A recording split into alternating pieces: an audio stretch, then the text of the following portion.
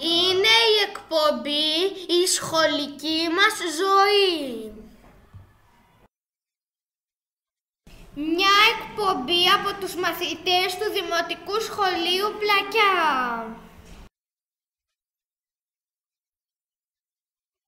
Και για αρχή μία συνέντευξη.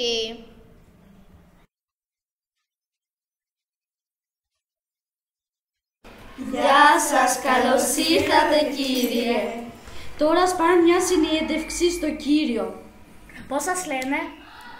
Είμαι ο Άγγελος ο Γιάγκου, είμαι καθηγητής φυσικής αγωγής, δηλαδή γυμναστής στην πρωτοβάθμια εκπαίδευση. Και επίσης να προσθέσουμε ότι όταν το σχολείο έμαθε ότι ένας από τους δασκάλους θα αγωνιστεί, χάρηκε πολύ. Στο εξωτερικό στην Ελλάδα πήγατε να αγωνιστείτε? Και για μένα ήταν ευχαρίστηση που πήγα. Πήγα στο εξωτερικό, πήγα συγκεκριμένα στη Σκανδιναβία και στη Σουηδία. Σε ποιο άθλημα αγωνιστήκατε? Αγωνίστηκα στο σκι δρόμων αντοχής σε έναν από τους μεγαλύτερους υπερμαραθώνιους αγώνες που γίνονται στον κόσμο. Στο σκι δρόμων αντοχής, στο Βάσα Λόπετ στη Σουηδία. Πόσα χιλιόμετρα ήταν ο αγώνας? Ο αγώνας ήταν 90 χιλιόμετρα και είχε ένα ιδιαίτερο χαρακτηριστικό. Τώρα, εντάξει, είναι λίγο γενικά, αυτά πρέπει να γνωρίζετε λίγο από τη χιονοδρομία. Κλασικής τεχνικής που λέμε εμείς οι χιονοδρόμοι. Για όσους ξέρουν, ασχολούνται με το σκι δρόμων αντοχής, το καταλαβαίνουν. Πόσοι συμμετείχατε? Η συμμετοχή ήταν πάρα πολύ μεγάλη.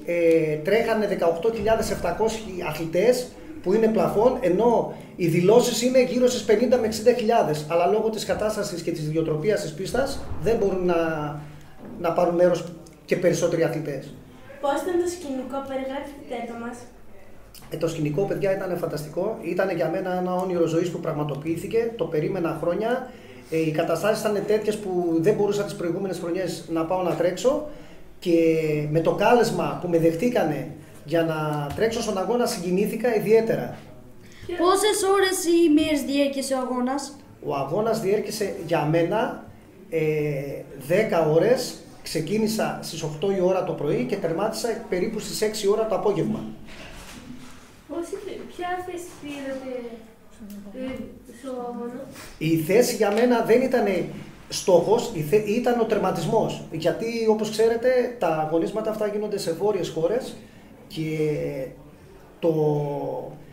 το μειονέκτημα το δικό μου ήταν ότι εγώ δεν έκανα σκι καθόλου και έκανα μόνο πατίνια. Και ήμουν από τους λίγους, να μην πω και ο μοναδικός, που η προπόνηση μου ήταν μόνο πατίνια και δεν είχα χιόνι καθόλου. Ήταν ευχαρίστησή μου ο τερματισμός και έστω και η θέση που πήρα από τους 18.000 περίπου στη μέση, γύρω στις 5.000, 6.000 και να έχω τερματίσει.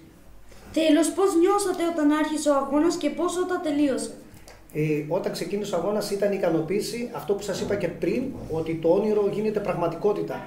Με το που βρέθηκα στο χώρο στην εκκίνηση με τόσους χιλιάδες αθλητές, με το ίδιο αγώνισμα που κάνουμε, συγκινήθηκα. Φυσικά όλο αυτό ήταν και ο τερματισμός που ήρθε και ευτυχώς ήρθε για να δώσει τη μεγαλύτερη ικανοποίηση σε όλο το πακέτο.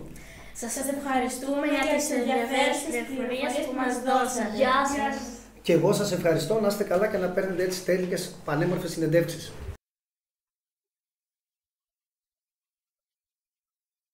Σχόλια για μια εκδρομή που πήγαμε. Παιδιά, πώς φάνηκε η εκδρομή στο ΕΚΦΕ? Εμένα μου άρεσε πάρα πολύ, εντυπωσιάστηκα. Εμένα μου άρεσε πιο πολύ η αίθουσα με το σκελετό. Εμένα μου άρεσε η αίθουσα με τα πειράματα. Εμένα μου άρεσε πιο πολύ το πείραμα με το γυαλί. Εσένα, Μαριόρια? Εγώ εντυπωσιάστηκα με το πείραμα που άλλαζε χρώμα το νερό. Και εμένα μου άρεσε αυτό με το νερό. Αλλά και αυτό με την καρέκλα που είχε μπρόκες πάνω της, που καθίσαμε και δεν πάθαμε τίποτα. Ή τη σφαίρα που ζύγιζε πάνω από 100 κιλά. Άρα σας άρεσε πάρα πολύ η εκδρομή, Ναι, και θα ήθελα να ξαναπάμε. Άντε, πάμε τώρα γιατί χτύπησε το κουδούνι. Πάμε πρώτα για νερό. Ναι, πάμε γιατί έχω καρακιάσει να μιλάω. Τι είναι το Ευζήν? Γεια σας, είμαι ο Περικλής. Εγώ είμαι ο Γκεράλντο. Και εγώ ο Μανώλης. Σήμερα θα μιλήσουμε για την αθλητική κατάσταση του κάθε παιδιού. Πάντα αναρωτιόμουν αν στο σχολείο μαθαίνουμε γράμματα ή αθλούμαστε. Και τα δύο είναι απαραίτητα να τα κάνουμε. Γιατί τα μαθήματα μας βοηθάνε να συνεννοούμαστε με τους ανθρώπους και η γυμναστική για να αθλούμαστε. Η τάξη μας, πώς πιστεύετε ότι θα πάει στο μάθημα της γυμναστικής? Τα πάμε καλά. Τελικά όλοι είμαστε τόσο καλοί στα αθλήματα. Όχι και όλοι, δεν είναι το ίδιο. Τα αγόρια με τα κορίτσια. Έχεις δίκιο. Τα αγόρια είναι καλύτερα στο ποδόσφαιρο γιατί είναι πιο δυνατά. Ενώ τα κορίτσια δεν είναι τόσο καλά, αν και τρέχουν πολύ γρήγορα. Ας πούμε, μερικά κορίτσια είναι καλές στο τρέξιμο, επειδή τρέχουν πάρα πολύ γρήγορα, όπως η Μαρία, η Μαρσίλda και η Εσμεράλδα. Στο μπαλάκι είναι καλοί ο Μανώλης, η Ελώνα, η Ειρήνη, ο Γκεράλντο και εγώ. Διότι έχουμε πολύ δύναμη στα χέρια μας. Μόνο αυτό παίζει ρόλο. Όχι, γιατί ο καθένας είναι διαφορετικός. Γιατί είναι διαφορετικός? Επειδή παίζει ρόλο ο τρόπος ζωής μας. Εμένα μου αρέσουν πολύ τα γλυκά και το φαΐ. Ωραία, να γίνεις τότε σούμο. Για παράδειγμα, αν κάποιος είναι πολύ ψηλός, πρέπει να πάει να ασχοληθεί με μπάσκετ. Ενώ αν κάποιος είναι πολύ κοντός, πρέπει να ασχοληθεί με το ποδόσφαιρο. Άρα, πέρα από τη διατροφή, παίζει ρόλο και το σώμα μας. Άρα ο καθένας έχει το δικό του καλούπι και ανάλογα με το τι τρώει και το πόσο προσπαθεί, μπορεί να γίνει καλός σε ό,τι θέλει. Αλλά δεν μπορούμε όλοι να γίνουμε καλοί σε όλα.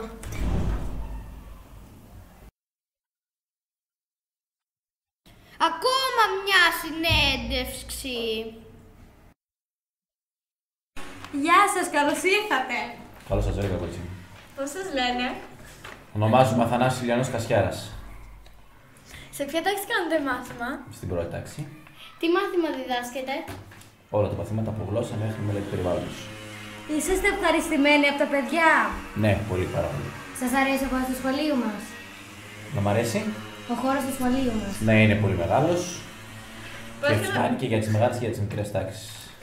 Πώς γνωρίσατε τους άλλους δασκάλους? Με κάποιους γνωρίζομαι χρόνια, έχω χρόνια φιλίας από το Πανεπιστήμιο, όπως με τον κύριο Κώστα της Πέμπτης. Γνωρίζω και άλλους δασκάλους ειδικοτήτων κάποιο πάνω από ένα χρόνο, όπως η κυρία Τινευτικό. Και τους υπόλοιπους τους γνώρισα εδώ, τον πρώτο καιρό που ήρθα. Και την κυρία Άννα την γνωρίζω από, είχαμε συνυπηρετήσει μαζί στην Κεφαλονιά. Ναι, πείτε μας λίγα λόγια για εσάς. Είμαι 30 ετών, κατάγομαι από την Καβάλα, στη Βόρεια Ελλάδα, σπούδαζα στην Αλεξανδρούπολη. Δουλεύω 8 χρόνια ως δάσκαλος, έχω δουλέψει από τη Λακωνία, τα Γιάννενα, την Κεφαλονιά και η Κρήτη είναι το καινούριο μέρος που δουλεύω. Είμαι πρώτη φορά στην Κρήτη.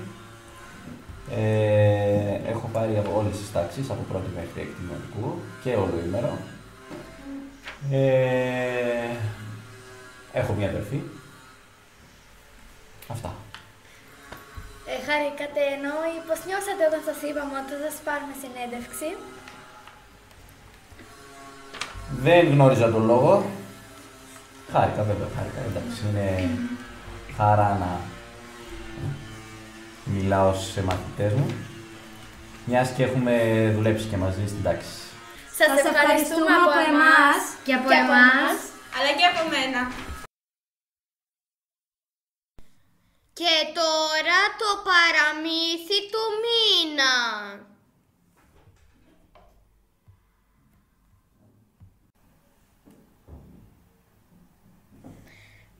Το σπίτι του Καράλη.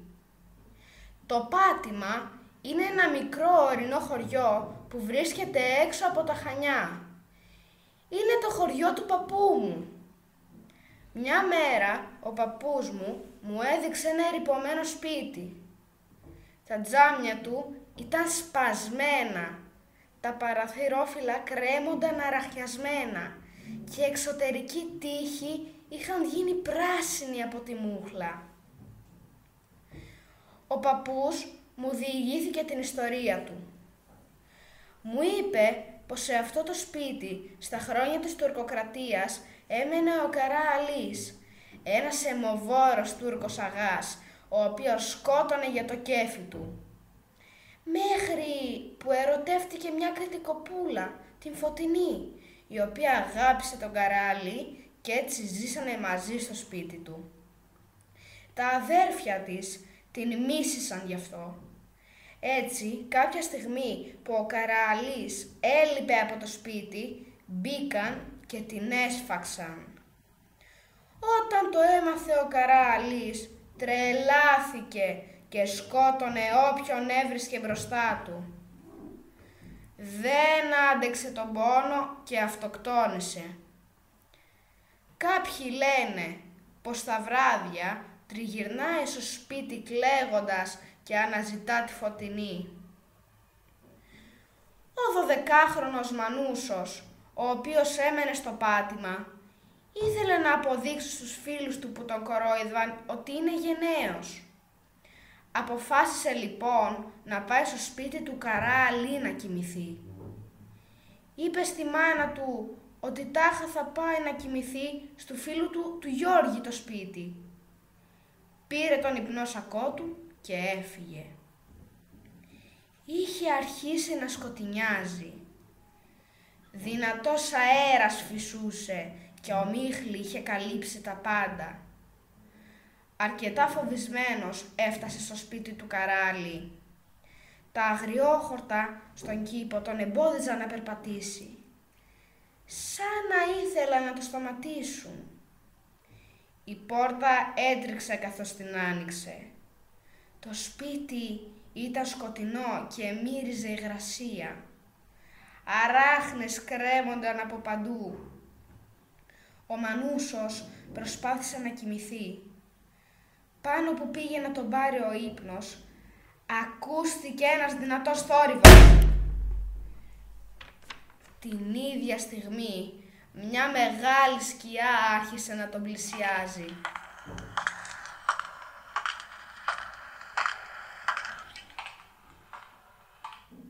Τρέμοντας, άναψε το φακό του και τότε τον είδε.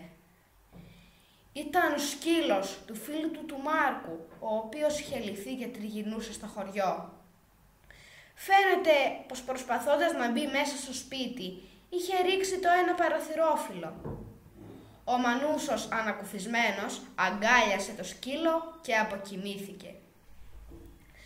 Το επόμενο πρωί είπε στους φίλους του ότι τάχα είδε το φάντασμα του Καράλη, αλλά δεν φοβήθηκε και το έδιωξε με το σταυρουλάκι που του είχε φέρει η γιαγιά του από τη Ιεροσόλυμα. Από τότε οι φίλοι του σταμάτησαν να τον κοροϊδεύουν και οι χωριανοί μπορούσαν να κοιμούνται ήσυχοι πλέον τα βράδια. Ή μήπως όχι? Μήπως δεν ήταν μόνο ο σκύλος στο σπίτι του Καράλη? Μια επίσκεψη θα μας λύσει όλες τις απορίες.